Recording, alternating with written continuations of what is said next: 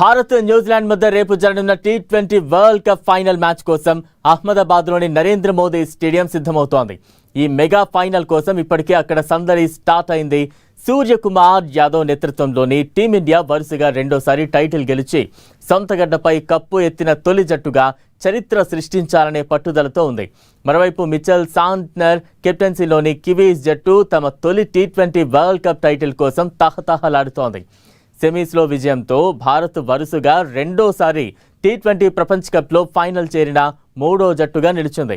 T20 ప్రపంచ cup 2024లోనూ Bharat final చేరింది. తుది పోరులో దక్షిణాఫ్రికాను ఓడించి టైటిల్ ముద్దాడింది. భారత్ కంటే ముందు పాకిస్తాన్, శ్రీలంక జట్లు ఈ ఫీట్ సాధించాయి. పాకిస్తాన్ 2007, 2009లో ఫైనల్కు చేరితే శ్రీలంక 2012, 2014లో ఫైనల్కు చేరింది.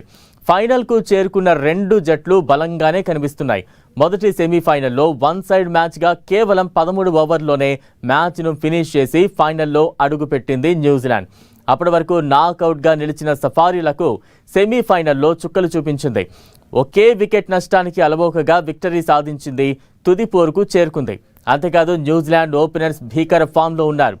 సీఫెట్, Allen, Rachin, Ravindra, captain Santner, Mitchell, Phillips వంటి ప్లేయర్లు జట్టుకు బలంగా మారనున్నారు. టోర్నీ ఫేవరెట్గా బరిలోకి దిగిన టీమిండియా అనుకున్నట్లుగానే ఆల్రౌండర్ షోను ప్రదర్శిస్తోంది. అటు బ్యాటింగ్, ఇటు బౌలింగ్, ఫీల్డింగ్లో కూడా అదరగొడుతోంది. ఓపెనింగ్లో సంజు శాంసన్, ఇషాన్ కిషన్, కెప్టెన్ సూర్య, తిలక్, హార్దిక్ పాండ్యా, అక్షర్ పటేల్, బుమ్రా భారత్ జట్టులో బలమైన ప్రదర్శన చేస్తున్నారు.